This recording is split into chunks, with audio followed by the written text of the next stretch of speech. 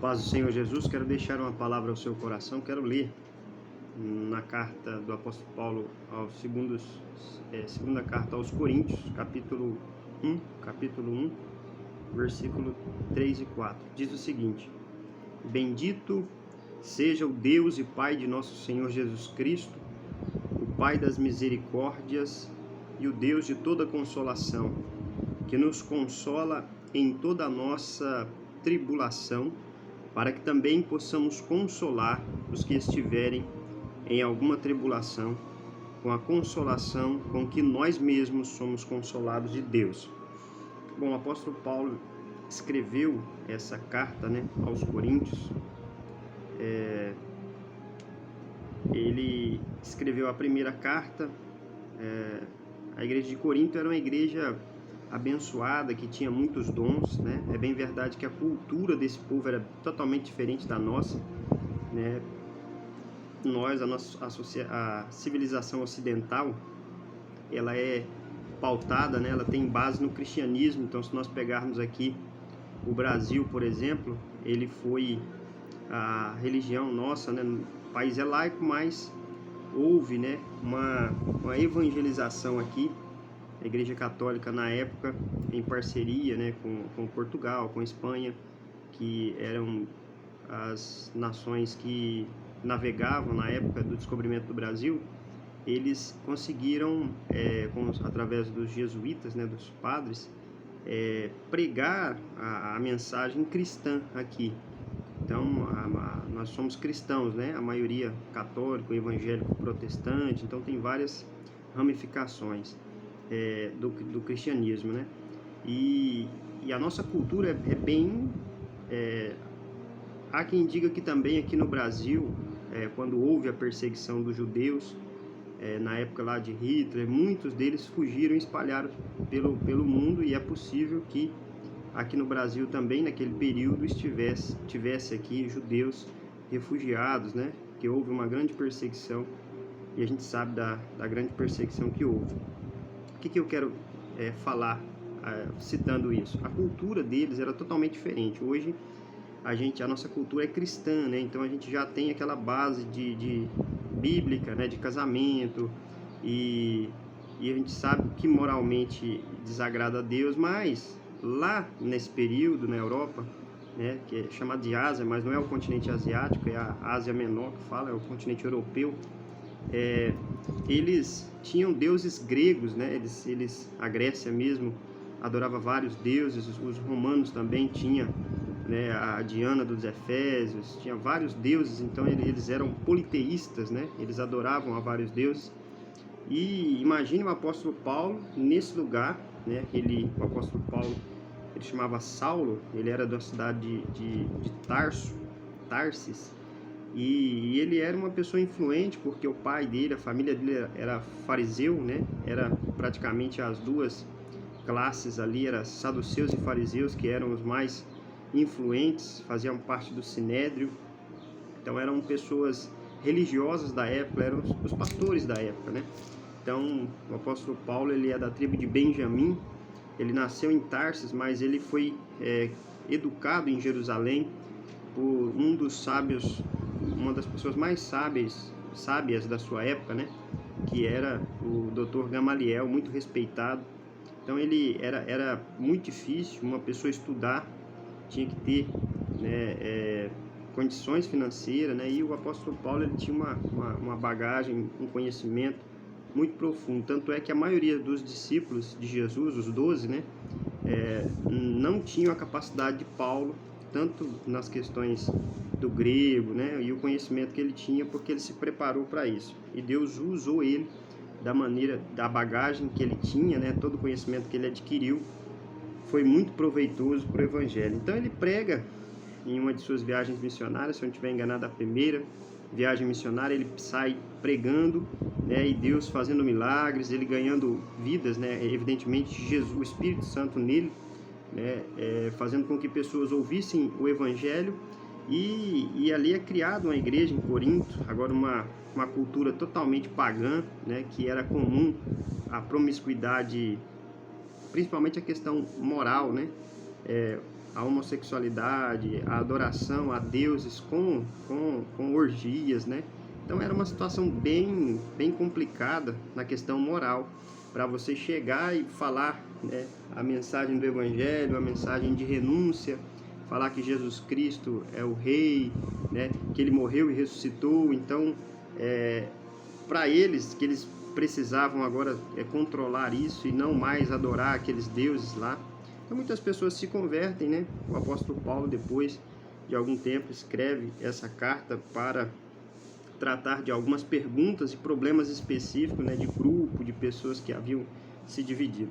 E a segunda carta ele continua dando instruções para esse pessoal de Corinto, que era a igreja estabelecida pelo apóstolo Paulo lá, né, uma igreja grande, abençoada, mas que tinha muitos problemas.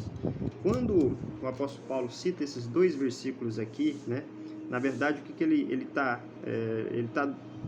dando ação de, ele está fazendo ação de graças, né, pela consolação que Deus lhe concedeu, ou seja, pela bênção de Deus, né, pelo cuidado de Deus, porque Deus nos consola, Ele nos conforta, o Espírito Santo, Ele é o nosso consolador e Ele nos ajuda a passar por tribulações.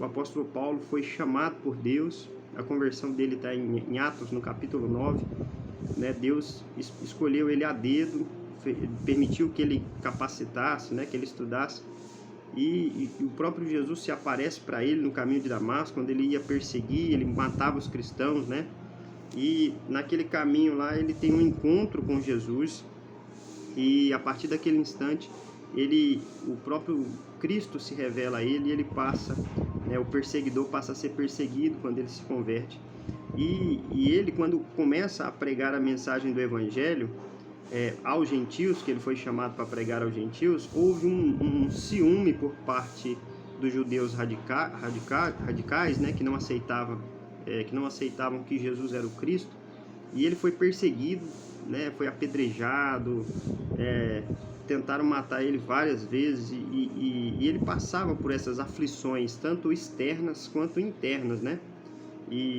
mas principalmente essas perseguições por ele estar fazendo a vontade de Deus, por ele estar pregando a palavra de Deus. E isso acontece com aqueles que têm compromisso com Deus e são verdadeiros profetas.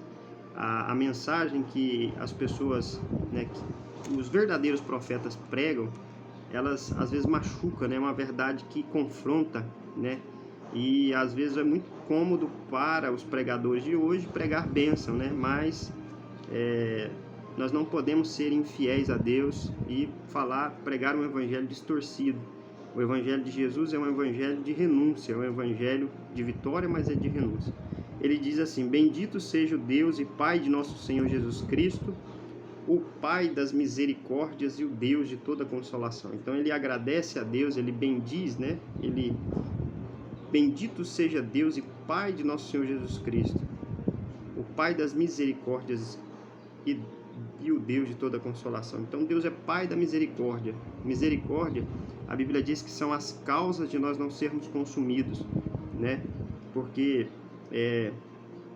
tem uma definição bem simples do que é misericórdia, é a gente não receber aquilo que merecemos, né?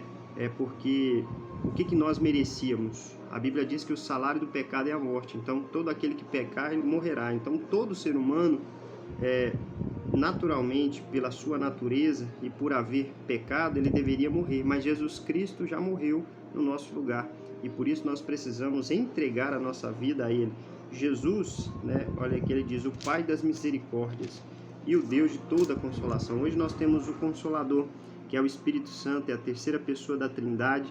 Ele está conosco, né? A Bíblia diz que nosso corpo é templo do Espírito Santo e Ele é o Consolador, Ele quem nos ajuda nas nossas fraquezas.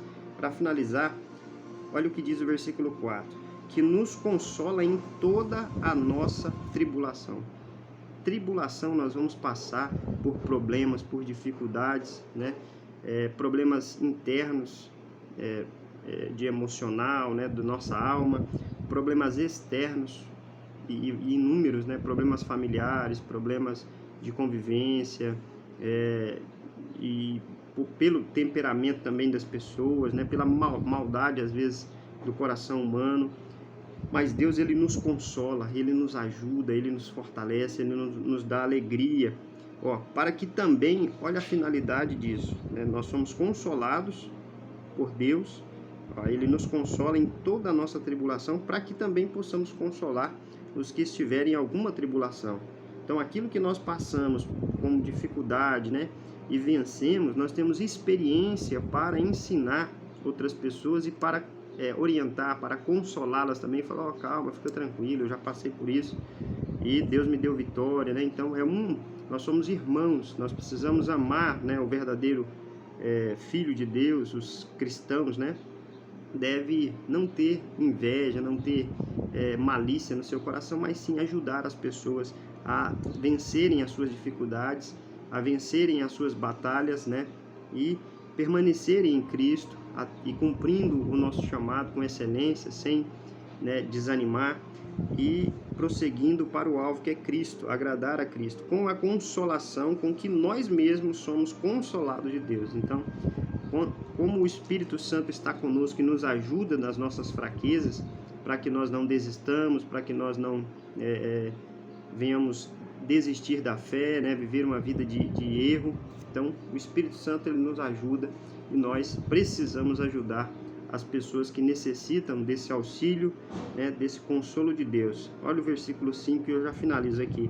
Porque como as aflições de Cristo são abundantes em nós, assim também a nossa consolação sobeja por meio de Cristo. Então nós sofremos bastante, né? O apóstolo Paulo também sofreu muita perseguição, né? Ele foi atacado, ele sofreu perseguição de Roma, né? Perseguição na época de Nero, quando ele morreu decapitado, né? Ele sofreu perseguição dos judeus, mas mesmo assim Deus estava com ele sofreu naufrágios, né? Apanhou várias vezes e foi escorraçado de algumas cidades que ele foi pregar o evangelho. Tudo isso por amor a Cristo, por amor, por entender que ele estava fazendo uma obra muito nobre, que era fazer a vontade de Deus, levar a palavra de Deus aos corações das pessoas aflitas e necessitadas, né? Mas Deus, ele nos consola. O Espírito Santo, ele quer consolar o nosso coração, nos dá força para prosseguir em obediência a Deus. Que Deus abençoe grandemente a sua vida, em nome de Jesus.